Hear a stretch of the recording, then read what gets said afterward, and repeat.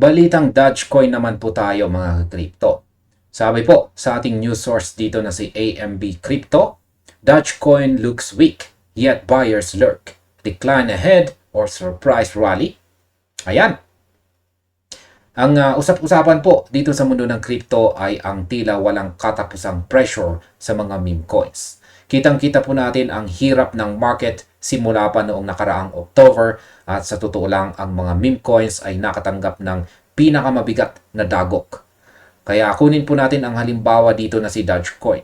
Sa loob lamang ng nakaraang 24 hours, nakakita po tayo ng 4% na pagbaba. Ayan, 4% drawdown in the past 24 hours. Kung titingnan po natin ang malawak na perspektibo, si Dogecoin ay nasa 90% na mas mababa kumpara sa all-time high nito 5 taon na ang nakaraan. Napakalayo na nito sa peak at sa kasalukuyang takbo ng presyo. Mukhang marami pa tayong pagsubok na kailangang lampasan. Ngunit hindi lahat ay puro lungkot. May mga signal na nagsasabing baka may mga buyers na nag-aabang sa gilid, naghihintay ng tamang pagkakataon. Kaya sa video na ito ay pag-uusapan po natin kung ano ang dapat nating asahan kay Dogecoin sa mga susunod na araw at kung ito ba ay sinyalis ng mas malalim na pagbagsak o isang surprise rally. Simulan po natin sa ating katanungan na Dogecoin breakout. Ang Dogecoin breakout ay sinyalis ba ito ng tuloy-tuloy na pagbagsak? Yan, ang market structure.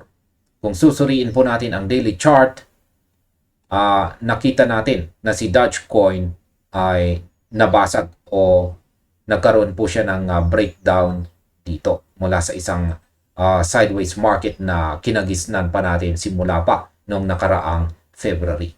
Ang breakdown na ito ay kinumpirma po noong subukang uli ang presyong 0.08926 dito. At ang mas nakakabahala, nalampasan na rin ito ang low noong February. Kaya yan, ang chart na ito ay daily chart time frame po ito ng Dogecoin USDT na trading pair. Dito na po papasok ang aking opinion. Masasabi nating ang control ay nasa kamay ng mga bears.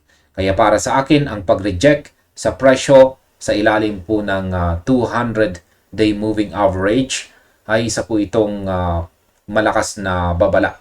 Kapag ang isang asset ay hindi po niya nagawang manatili sa itaas ng 200-day moving average, ito po ay nagpapakita ng mga sellers ang siyang nagdidikta ng galaw.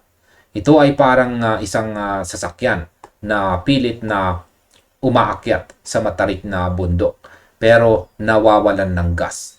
Mahirap talagang labanan ang pressure kung walang support ng mga buyers. Pero may napansin po akong interesting dito. Ang net volume ay bigla pong sumirit ng 98.85%. Kaya yan po ang interesting na nakita ko dito. Ayan, 98.85%. Kahit na mukhang bearish po ang structure, ang pagtaas ng volume na ito ay nagpapahiwatig na may mild buying o konting paggalaw ng kapital na pumapasok. Hindi ito nangangahulugan na agad na tayong magrarally. Pero ito ay isang sinyalis na hindi tuluyang namamatay ang interest dito kay Dogecoin. Ayan, pag-usapan naman po natin ang analysis ni Ali Martinez. Totoo bang buy signal ito? Pag-usapan po natin ang nakita ni Ali Martinez sa X kung saan ay nag-flash po ang kanyang TD sequential indicator na isa po itong technical indicator na madalas niyang gamitin para makita ang pagkapagod ng isang trend. Ayon po sa kanyang pananaw, ito ay isang posibleng buy signal. Ibig sabihin, ang kasalukuyang downtrend ay maaaring mag-pause o mag-rest sa daily chart. Sa aking opinion, kailangan natin na mag-ingat pa rin. Huwag po tayo agad mag-FOMO. May mga kondisyon na dapat sundin para maging valid ang signal na ito. Ang presyo ay dapat pong manatili sa presyong 0.073. Kapag lumampas o bumaba po tayo sa presyong ito, ang setup na ito ay mawawalan na ng saysay o invalidated.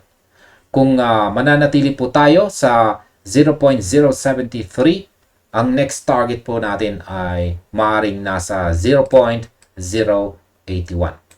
Kaya ang masasabi ko po rito ay gamitin po natin ang 0.073 bilang ating anchor. Huwag po tayong magpadala sa hype hanggat hindi natin nakikita ang presyo na nananatili sa price level na ito ng may katatagan. Ito po ang line in the sand para sa mga bulls. Ngayon, pag-usapan naman po natin ang bearish structure. Bakit ang hirap makarecover dito?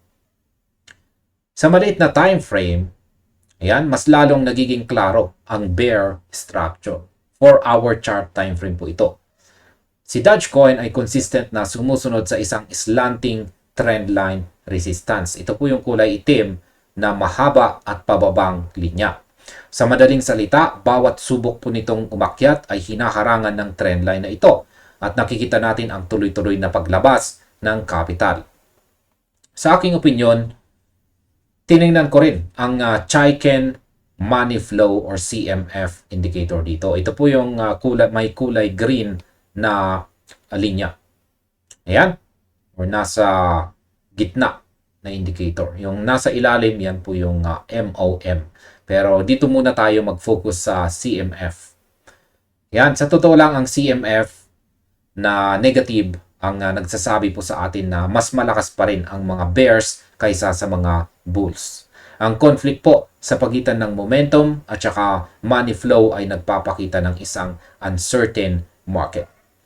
Para sa akin, si Dogecoin ay nasa isang bearish structure pa rin kahit pa may mga subtle signals ng posibleng pagbaliktad ng trend. Masyadong maaga para sabihing tapos na ang bearish period. Sa short term, ang path o daan ni Doge ay hindi pa malinaw at maraming metrics ang nagpapakita ng kahinaan. Kaya mag-ingat po sa mga false breakouts. Pag-usapan naman po natin ang ETF crisis. Yan, bakit hindi na interesado ang mga investors? Ang Dogecoin Spot ETF. Dito natin makikita kung gaano kahina ang demand. Sa nakaraang buwan po ng May 19, nakita natin ang napakalimitadong inflow. Sa tatlong ETF na mayroon tayo, 2 araw lang ang nagpakita ng positibong net inflows. At yan po ay ang June 2 at saka June 17 kung saan ay 662K at 200K yan lamang ang halaga ng Doge na binili. Sa aking opinion, nakakaalarma po ang total na $863,000 na inflow sa loob lamang ng isang buwan. Sa mundo ng finance, ang ganitong kaliit na volume ay nagpapatunay na halos wala ng demand para sa Dogecoin ETFs. Ito ay direktang bunga ng cruelty o hirap na dinaranas ng market simula noong October 10 crash. Ang collapse ng demand sa mga ETFs ay nagpapaliwanag kung bakit hirap bumangon ang presyo. Para sa akin, ang mahinang capital flow ay isang malakas na signal na ang mga malalaking players o institution ay kasalukuyang nasa wait and see mode o sadyang umiiwas sa mga meme coins.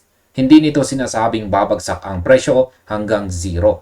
Pero ito po ay isang strong signal na walang fuel o gasolina ang presyo para itulak ito pataas sa ngayon. Kung gusto nating makakita ng tunay na rally, kailangan nating makakita ng pagbabalik ng interest mula sa institutional side at sa ngayon ay wala pa ito. At ayan sa kabuuan, si Dogecoin ngayon pong June 2026 ay mapang hamon. Ang bearish structure ay nananatiling dominant at ang kawalan ng sapat na inflow sa mga ETFs ay nagpapabigat po sa presyo. May mga glimmers of hope, yan, pag-asa, gaya po ng buy signal mula sa TD Sequential ni Ali Martinez, pero kailangan nating maging disiplinado at bantayan pa rin natin ang support sa 0.073. Kaya wag po nating kalimutan na sa crypto, ang patience ay isa po itong skill. Huwag basta-basta sumugod dahil lamang sa isang indicator lamang. Palaging tingnan ang kabuuang picture. At hanggang dito na lamang po tayo sa video na ito mga ka-crypto. Maraming salamat sa inyong panonood. Maaaring panoorin na rin po ninyo sunod ang recommended na video natin dito.